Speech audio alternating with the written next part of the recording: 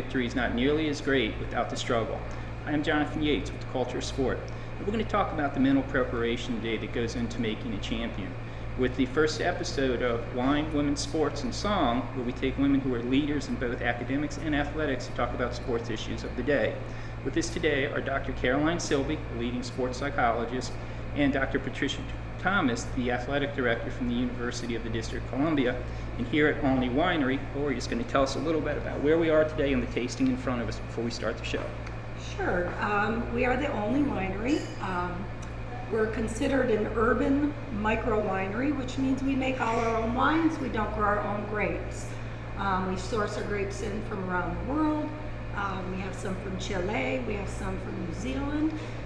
The three wines that I have here today are the most popular. This would be our Pinot Grigio. It's going to be crisp. You're going to have notes of tropical fruit. You're going to have citrus. It's going to have a dry finish. The next is our Cab Sauv. You're going to have hints of black currant and cherry. It's a medium bodied. And if you notice the cool label, for your eyes only, we play up on the James Bond. Finally is our Peach Chardonnay. All of our fruit wines are infused with the fruit itself. So you're going to have a Chardonnay grape infused with the peach. You're going to have a little bit of a buttery finish on the end of it. Enjoy. Thank you very much. Yeah. So Dr. Silby, you were an Olympic class skater and just worked at the Olympic Games this winter as a sports psychologist. What is the mental preparation that goes into the struggle of making you a champion? Okay, so that's an enormous question. So I Well, will we try have not 3 to glasses give you, of wine in like, front of too us. much of an evasive answer on that. But yeah, I mean, I think, when you look at some of the data, it's really only a 3% difference in performance between the athlete who wins the gold medal at the Olympic Games and the athlete who doesn't make the team. So we're talking about really small differences in performance. So the good news about that is that small actions kind of taken consistently over time can really have a large impact upon performance. But you're dealing with teenagers. How do you make that upon them that, it's the small things you need to focus on? You cannot develop bad habits. No, that's right.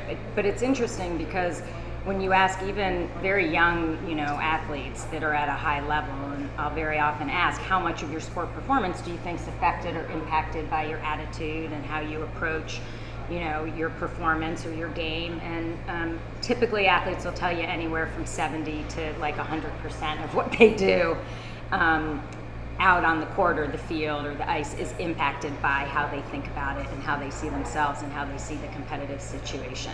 So they know it's important. So when the follow-up question to that is, so how much time each day do you actually spend working on your attitude?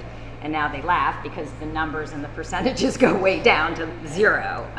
So it's not that they don't know that it's important to work on the mental part of the puzzle, but it's just really hard to know how to do it. If I said, let's just all sit here and work on our attitudes, like, we don't know what to do other than drink the wine. And then our heart attacks get good. So how do you bring that about at the college level? Before UDC, you were at Georgetown with a lot of big-name basketball players. The world of inclusive athletics is really interesting, and the experience of the student athlete is really impacted by many factors, not just what their focus on their sport, but certainly the academic piece, the pressures of being away from home, fitting in with family, actually with friends, really understanding going into adulthood. There's so many pieces to that puzzle. Fortunately, the NCAA is putting a lot of focus and a lot of emphasis on mental wellness of student athletes, understanding that their mental capabilities and what they're thinking is just as important as the physical development. Now, are the students receptive to that? Because, as an athlete, you don't want to show weakness of any kind. And that's the ultimate perception that the student athlete is strong, and there's a lot of pressure, particularly on male student athletes. Interestingly, we are aware of many, many stories, and I have found that our counseling center and our psychologists in our counseling center have become my best friends. and so we're having the conversation, and we're talking to student athletes, again, about their mental state. And it's just as important as the physical development. So, Dr. Silva, you wrote the book Games Girls Play. Have male athletes been receptive to you in terms of you being their psychologist? Oh, sure. I mean, it's interesting because even though I wrote the book and kind of ended up having a niche with female athletes, my practice is really 50-50 with gender. So I work with just as many male athletes as I do female athletes. But I think you bring up such a good point that it's such a benefit to the athletes when you have a team of people within the athletic department or within their sport, their national governing body, really working together, not only right to enhance performance. I mean, we always, in my work, it's fundamental that I align or help athletes align performance with capability. That's what we're trying to always do. But first and foremost, we have to allow these sport experiences that these young people have to help them grow into healthy, empowered adults who also have sport experiences or outcomes that match capabilities. So I think, what you're saying is just so important. And I think athletes really appreciate it. And when you can show male athletes that, hey, this can help you, meet the objectives that you want, but also enjoy the process along the way, I think they become very open to it. What exactly is the process along the way?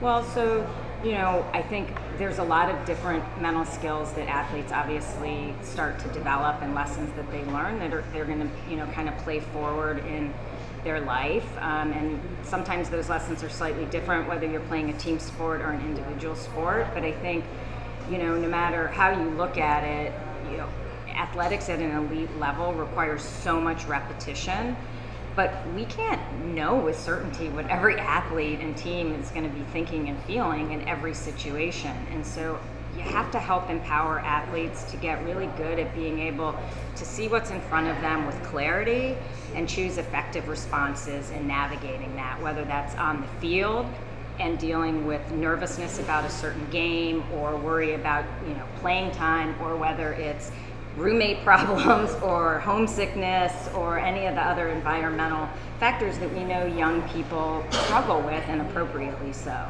So Pat, as an athletic director, you not only have to deal with the athletes, you have to deal with the administrators underneath you and the coaches underneath you. How do you work them to bring out their best for UDC when so many of them are just used to playing for the love of the game? Again, it's just a matter of having a conversation, and we meet frequently as a staff. Again, bringing in psychologists, bringing in colleagues from across campus to have these conversations and to really talk about what particularly our coaches are experiencing, and in helping them to understand that there are resources available to them, and that they're dealing with young people who are impressionable, again, who are just facing many pressures, and it's not just about winning. It's about just the total development of a human being. And so what about the flip side? So many of them are insecure when they're away from home, but a disproportionate amount think they're going to go pro. How do you deal with those who think they are going to go play in the NBA when about 1% will? Fortunately, on the Division II level, there's less pressure and there's less expectation. But again, even during my time at Georgetown, it's being very realistic that you are a student first. And that the end goal is not necessarily to go pro, and being very realistic about what those percentages are. There's very, very few student athletes go on to be drafted and then to even have a successful long professional career. So Dr. Silva, you also teach at American University. Have you noticed more and more athletes taking your class? Actually, I'm not. I taught at American for about 12 years. I'm not. When I moved out of state, then I stopped teaching there. But the answer to that when I was there was yes. So I always ran a full class, which was, I could take up to as many as 30 at the university, but I capped it at usually about 25 to 28, just for my own workload. But it was interesting because it was as many student athletes, most of the student athletes would want to take the class. And then it started to kind of branch out to sport management majors and people who were going to be kind of going into the industry, and they wanted to really understand kind of the mindset of the athlete. I happen to run the classes very kind of much of a self-reflection and applied sport psych class. So my hope was that whatever role sport had played in people's lives or were playing, that it gave them a chance to reflect on the impact that sport had on their life, so they could use that moving forward in whatever they were going to do, whether they were currently playing or not. Well, your average college athlete is a teenager away from home for the first time. So, what degree of self-reflection were they able to manifest? Oh, that age group is wonderful. I think the collegiate age group is wonderful to work with. They've started to kind of differentiate themselves, from their family of origin, and I think they're just trying to figure it out. And I think when you allow them permission to do that and to say, look, at the end of the day, sports, academics, all that, it's just you trying to figure yourself out, right? What gets you excited? What gets you engaged and challenged? Kind of what makes you tick? And I think, again, by doing that, I can't tell athletes that that's going to guarantee them success, but I do think it allows them to enjoy the process of that, and gives them the best chance of recognizing their goals. So I think they have to be able to be self-reflective. So after your class, did you notice more who wanted to go into sports psychology? Yeah, there were, and I don't know if it was, I can't say that they didn't come into the class with some interest in it, but I think a lot of people, it's really hard to know, I'm always appreciative when people say, what exactly do you do? Because it's hard to know, it's a very broad field. And Well, what's it say on your tax return? Right, yeah, and but people, I think, feel kind of cautious, I should know what that is. I hear athletes talk about it, or you do that visualization stuff, right? And Stuff. so, yeah, stuff, right? So I appreciate that when people ask, because then you can, and it's hard. We do a lot of different things, but fundamentally we're trying to align performance with capability and have athletes really enjoy their sport experience and benefit from it. So Dr. Thomas, like Dr. Silva, you've succeeded at the highest levels too, both in academia and athletics. Have you noticed more and more at UDC wanting to become an athletic director after your example? I think so. It's interesting. It's certainly, I did not necessarily aspire to be an athletic director. My career evolved in very interesting ways. But I am finding more and more young people are interested in administration and athletics. Are you noticing more and more females interested in going into sports administration with an overall career goal of being an athletic director? I certainly hope so. It's very, very interesting. The percentages, there are 2.6% of athletic directors, all levels, are females. That's a dismal percentage as we reach the 50th anniversary of Title IX. And so I'm certainly hoping that there is more interest. Now, I taught the politics of sports at the University of Iowa last year, and probably about half my class was female, and I would say the great majority of them wanted to become athletic directors. So clearly those like you are inspiring them. Do they realize what it takes to become an athletic director? That 20, 30 years of travel, bouncing around, just, till you finally do end up in the chair. I don't think anyone really realizes what it entails, and no day is alike. But again, just the population of college students is a very, very interesting year, 4 years. I love that population. I think that it's something that you have to really be very passionate about and really have a great deal of fun. I find myself laughing frequently with students, with colleagues, with coaches, and just really enjoying what we do. So, Dr. Silva, you left home at an early age to train for the Olympics as a figure skater. What sort of what was mental preparation like then for a young female athlete away from home? There really wasn't any. The sports psychology, kind of the mental training industry, really kind of took off in the 50s. So for me, I had moved away from home to kind of train with the best in the sport, which was an amazing opportunity.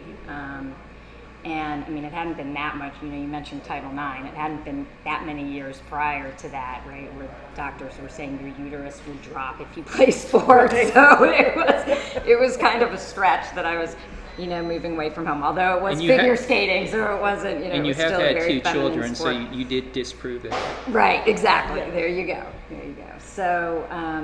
But it's just kind of funny to look back. It wasn't that long ago. But there wasn't a lot of mental preparation. But for me, I had really inconsistent performance levels. I felt a tremendous amount of stress and pressure, even though that was what I wanted to do once I had moved away from home. And I think a lot of kids today feel this with the finances and the expenses that these travel teams, are incurring for families, and just time and commitment, and so it was hard. I felt a lot of pressure on a daily basis to perform to expectations, and I wasn't. And so I had said to my parents, there just has to be something that you can do that, to kind of train your mind to get your body to do what I want it to do more consistently. And it turned out there was this field called sports psychology, and so that was my introduction into that whole world. And I just thought the sports psychologist I worked with was a guy named Bruce Ogilvie, who's no longer living, but was the first sports psychologist to go in and work with the NFL, with professional football. And I just thought he had the coolest job in the world. You get to, sit around and talk about sports all day. And for me, it was like, at the end of the day, you have your, sports is over. There was no opportunity. I mean, you could become a Smurf in the ice capades and figure skating. That was like the extent of what came next. So I thought, okay, college, I'm going to go to college. And sports psychology, that's how I could use kind of what I've learned through my sport experience. And so it's been, as you say, you feel passionate about it. It's great. I love to work with adolescents. I love to work with that college age group as well. And so just kind of helping kids navigate that young adulthood and use sport to do that has been a wonderful opportunity. So what was the mental preparation that went into your career as an athlete that also went to the highest level? Again, the sports psychology didn't exist in my time. And when I was a student athlete, it was a pre-Title era. And so it was just simply just a love of the game and just wanting to play. And team sports was very, very attractive to me. Just, being with friends and just really having a good time and playing. So let's talk about the love of the game. Father Thomas Shaw at Georgetown University, in his farewell address for his class he would teach philosophy and sports, he said a lot of students would come up to him and say, "Father, why is sports so important to me?" But other people just laugh at it. And he said, because sports represents the structure of our society. Sports represents whether you win or you lose. Sports is what Aristotle considers to be pure contemplation, or is a zone. When do you see an athlete hitting that one with you? You say, finally, they're hitting on all 8 cylinders. Yeah, I mean, so it's kind of interesting. We were doing a debrief at U.S. figure skating from the Olympic Games, and kind of what the stressors are that the athletes are confronting, what we saw. And it's interesting because one of the slides that I put up there was kind of the Olympic ideal, and the idea, which is exactly what you're saying, this idea of pure joy of sport, and it's what you're talking about, just this kind of internal drive, to be your best. Even for the curling team. Even for the curling team, even more so for them, clearly, because they knocked it out of the park. But yeah, I mean, so I think over the years, some things have changed. I don't think that's changed. I think athletes want to perform at their highest level. Their elite athletes are driven to do that, whether you're on the UDC basketball team or you're an Olympic figure skater. I think all athletes that are at the elite level really are driven to be their best, or they just wouldn't hang in there long enough to get to that level. But I think the reasonings for becoming your best have changed and shifted. So at the Olympic level, you see money and medals being huge drivers. And with that comes a lot of external pressure. And so sometimes as these kids are kind of coming up the competitive ladder, it's almost as if sometimes you see them handing off that internal drive to be their best to kind of these outside sources. At the Olympic Games, the money, the medals drive the money, right? So when you win medals, your national governing body earns money from the Olympic Committee. And so it's all driven by being on the podium, and it's all driven by these outcomes. And obviously, post-career for the Olympic athletes is also driven by medals, because if you're on the podium, you have more notoriety, you're shown on television more, you have more post-sport opportunities, etc. So while I think that fundamentally everyone still has that internal drive to be their best, some of those outside forces and levers are being pulled, and it really does impact performance. And I think it becomes important for our job, you know, to be able to kind of keep refocusing them, right, and bringing them back to not allowing themselves to kind of just hand off that internal drive to somebody else or external sources.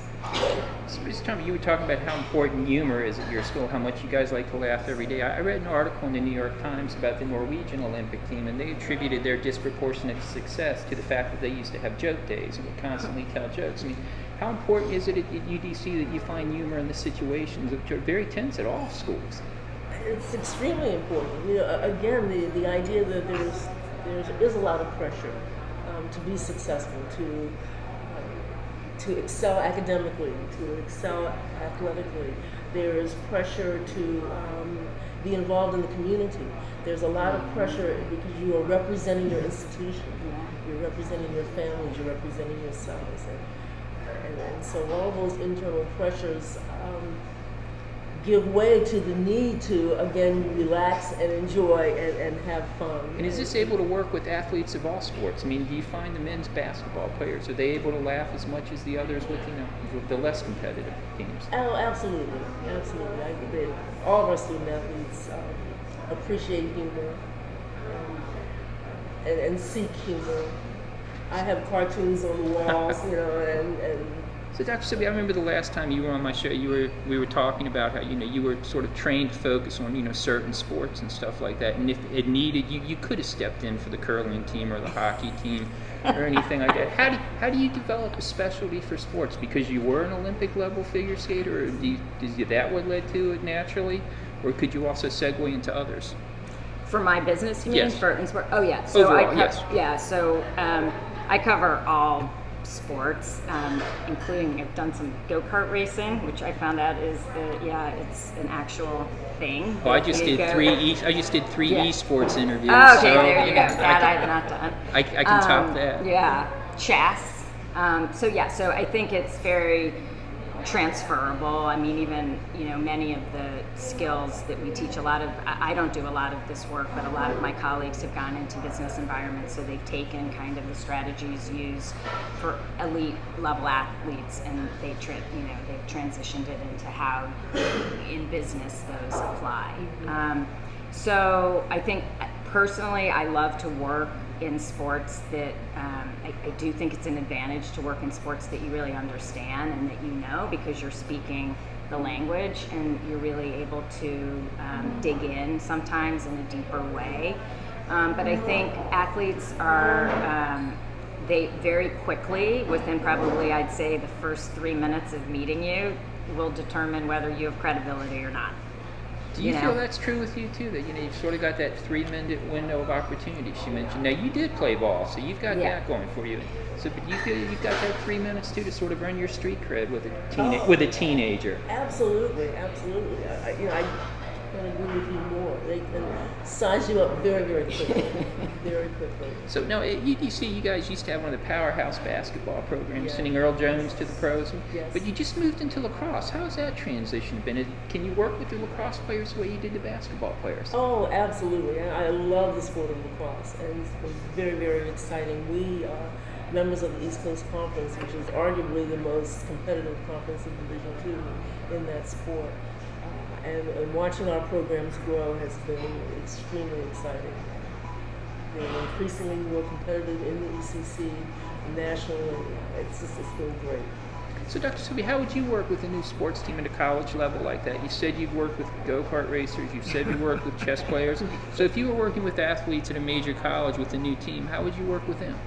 So what I found to in terms of a structure to work with teams that I found to be really effective, I'm not sure how you guys do it, but every college, different programs and different sports do it in different ways, and there's no right or wrong. It's just first you got to get to know the team so you can say, okay, what's going to be the best structure. But very often what I like to do is go in and we'll have a certain number of team meetings that we set up, and sometimes that's me just doing some basic intro work into here's what mental skills training is, here's how it can impact performance, here's how you learn how to engage your own greatness. Here's how you need to learn how to engage the greatness of those that you're playing with.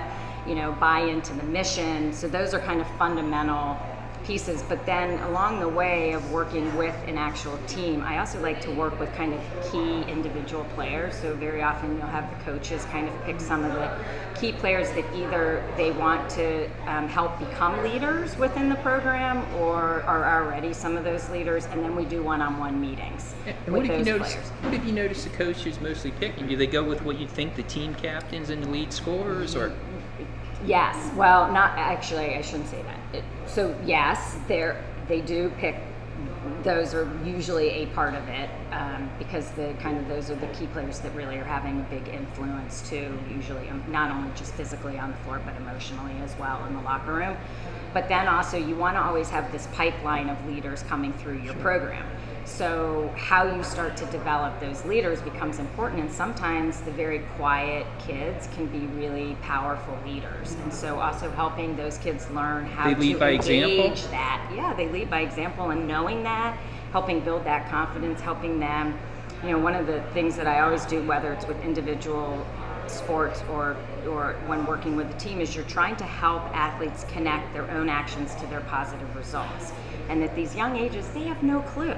When you say, oh, tell me about a time you guys played great, they go, oh, it was so great. They're all laughing. They're telling you all the details of the entire weekend. And then you say, okay, now I want you guys to tell me one action that, the team took that helped contribute to that positive outcome.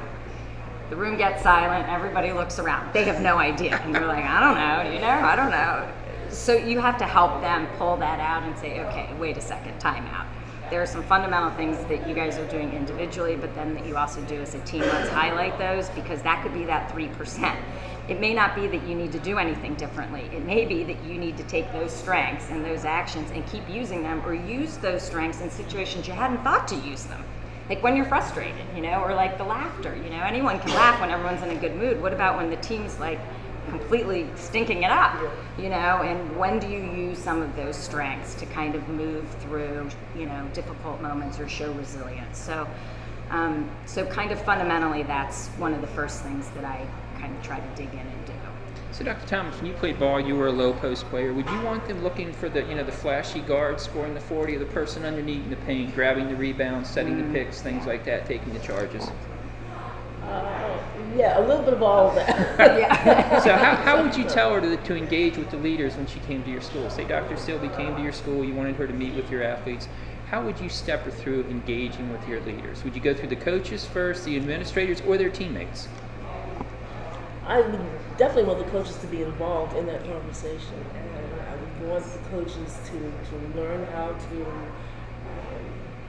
understand their student athletes. We just went through a session where we did the DISC assessments. Yes, terrific. Could you tell us more about that?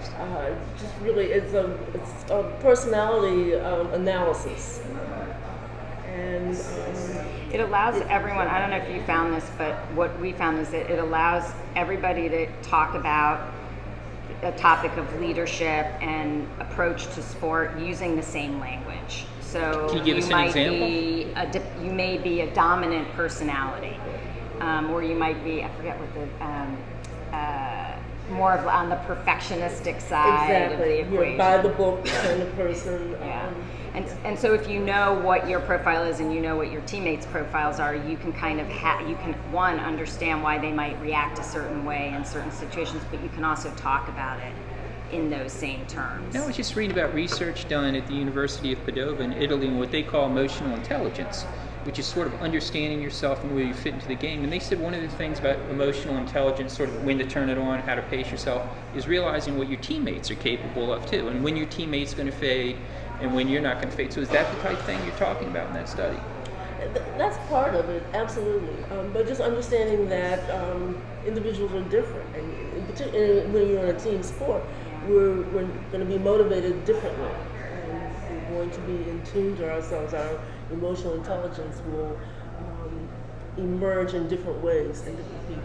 Just understanding that, respecting that. I found that the DISC assessment was a great driver of communication. really helping us to understand and improve our interpersonal skills. And so we're going to move forward and have each team actually go through that assessment as well. Yeah. Did you find the same thing, Dr. Silby? Yeah, I think it really, I think not for everybody, but for a lot of us, kind of having something that explains when you look and say, oh yeah, I know, I am a dominant personality. I do like to control certain situations. Oh yeah, that's right. and to be able to have some language to talk about that and where that's a strength and where that can get in your way, I think does just increase communication across the board. I read recently in the Washington Post an interesting article where there was an interview with Carl Banks. He used to be an all-pro linebacker for the New York Giants. And he said, winning isn't for everyone. He said, there's a lot of discipline, a lot of practice that goes into it that people don't realize. Do you see that with sort of, when you think about the average college athlete is a teenage bench warmer, do you see a lot of them just, they have the physical skills, but they don't have what it takes mentally to be a winner? Do you see that as an AD? Well, we see some of that, but I think that by and large, in intercollegiate athletics, everyone sees themselves as a winner, and winning is important. And it's just trying to find that balance, and sometimes just stepping away from sport is very, very helpful. So, Dr. Silby, from someone who's been in sports your entire life, do you see what Carl Banks sees, that winning just isn't for everyone? A lot of people just cannot take it to the next level.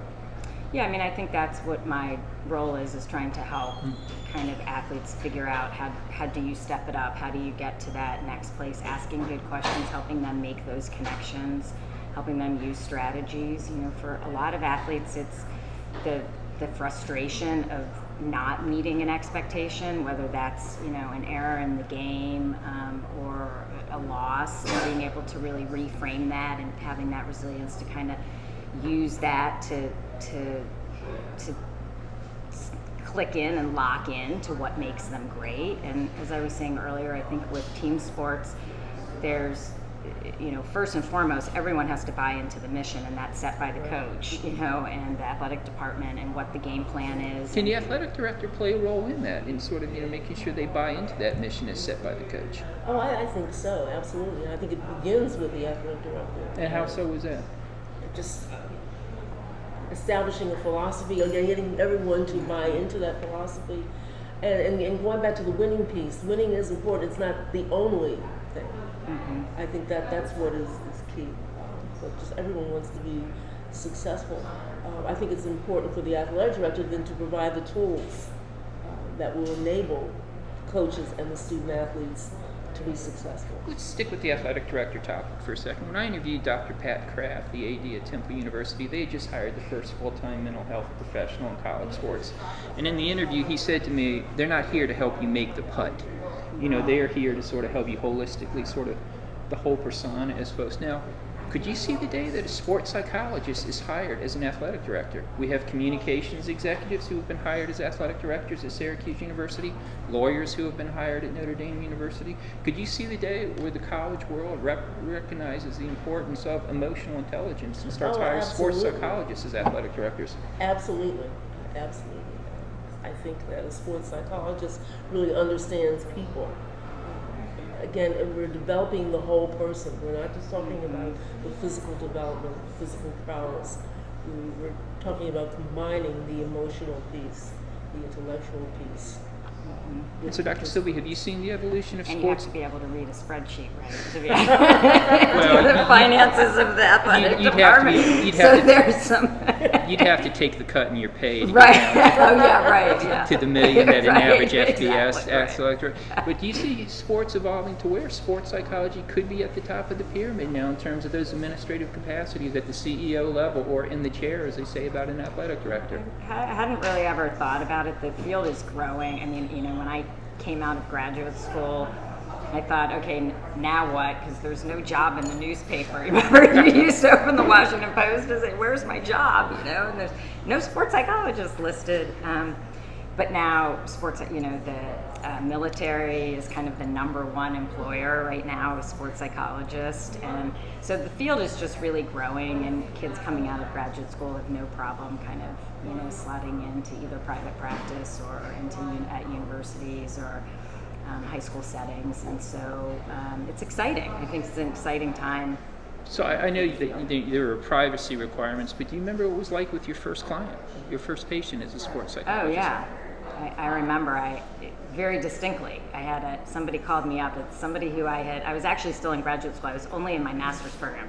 I just had my master. Well, actually, I was in the PhD program. That's wrong. But so I had a master's degree, and somebody called me who I had skated. It was a skater. It's somebody that I had trained with who is now a coach, and she said, "I have this athlete who won't stop crying." And so I thought, I was at UVA, but this was up at University of Delaware. So I drove up to University. Well, first I asked my professor, can I do this? And he's like, oh yeah, you can do it, just don't charge any money. So I thought, okay, it'll be a good experience, right? So I drove up. And then, indeed, she just cried the entire time. And I thought, okay, well, so don't skate anymore. So I thought, no, okay, I have to I should try to. So I remember sitting down with her and thinking, okay, you go through all the things that you learned in your textbook and every class, and then I thought, staring at her like I'm staring at you, and I thought, okay, I have no idea what to do. What do you do? Like, you have all this information and knowledge in your head, and how do you? And it all came down to my counseling classes. It's that rapport. You build the rapport first before anything, and so it was really kind of a defining moment for me in a lot of ways.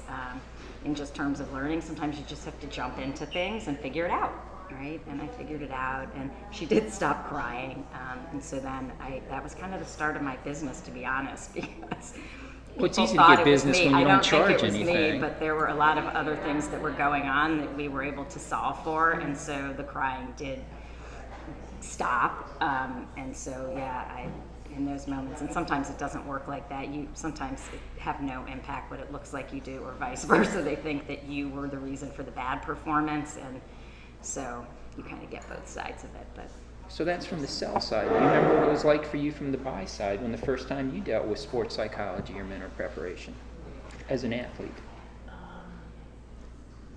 Actually, the first time was in response to the death of a student. And so we brought in a staff psychologist to really help the team process what had occurred. And how helpful was that? It was extremely helpful. It was extremely helpful. Dr. Sylvia, have you been in sort of those situations where there have been periods of grief where you had to help teams or individual performers? yeah, it's not it's not my area of specialty. I'm more on the performance side of the equation, but certainly I've been in those situations where I've had my own personal clients going through those types of losses, and it's so helpful to have a support team in that, just to help with it. How do you talk about it?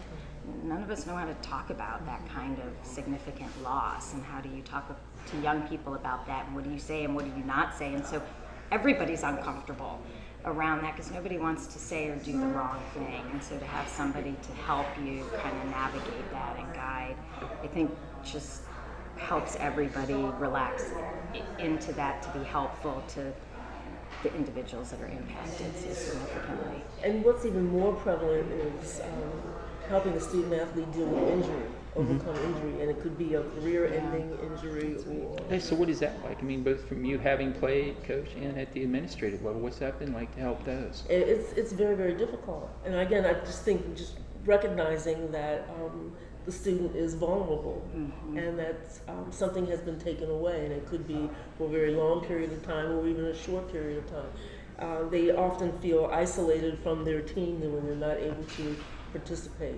So how do you convince a teenager who had up till then been indestructible and is, playing college ball at a great school, that now they realize, holy cow, it can all be gone with one torn ligament or, one bout of depression or something? The climate in the training room is very important. And so sports medicine staff need to be very, very sensitive and pay attention to the injured student. And talk to them, and maybe not necessarily even talk about the sport. Talk about anything, a movie. Dr. Sylvia, how do you deal with that? Dealing with those who aspire to a gold medal in the Olympics, and then Right. one ligament's gone, and it's Well, and it's when it gets to that point. I mean, you are dealing for athletes. It is such a significant loss to them, and you have to treat it like a loss. And they, they're at risk for the development of depression when they're injured, and so swarming them when you know they're going to be able to kind of come back, I think they're two separate things. When the career is ended, that's a separate way.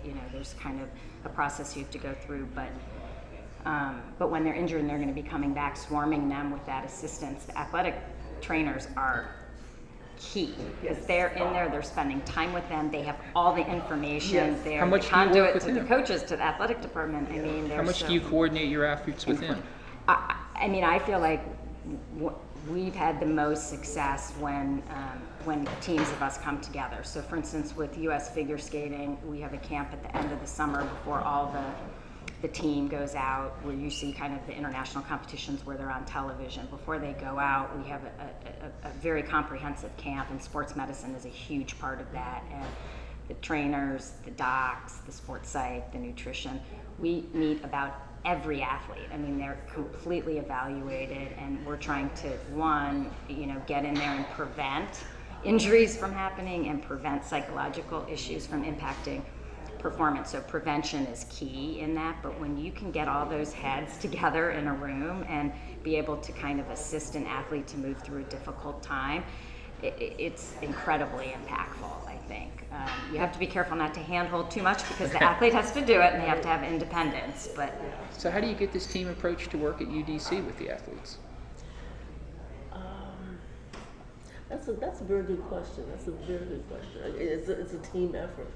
A lot of individuals are involved, and I can't stress the importance, again, just of the effective communication and meeting regularly with staff to really understand each student and what their needs are, what their goals are. And I think the intercollegiate athletics are probably more of the model that the Olympic sports, especially in individual sports, they have, an athlete has kind of their own resource people, and nobody really is able to come together. So I think it was really intercollegiate athletics that started to put where you have, the coach can wander into the training room, and you've got the PT in there, and the trainer, and doing the assessments, and the sports med people. So, and the counseling center, Right. and so everybody's in the same location to be able to kind of tag team when and if needed. I mean, I know college athletics has ways to go in terms of still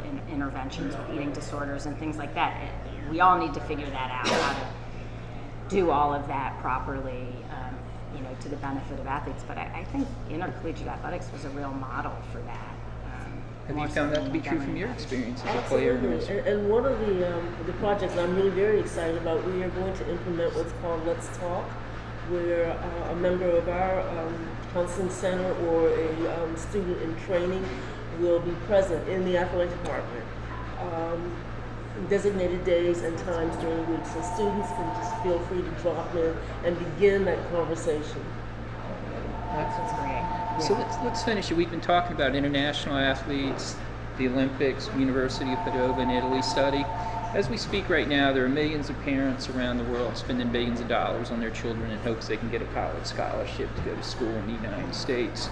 So there's about 1 million foreign students right now. How is mental preparation in sports psychology accepted in other countries with foreign athletes and stuff? You have a lot of foreign students at UDC. Yes, we do. 15 of the 32 number one picks in the NBA were foreign athletes. How is mental preparation expected at the differently? Olympic Games, a lot of the other, I'm trying to think, I don't want to mess up the data. I have it, but I don't have it in my head.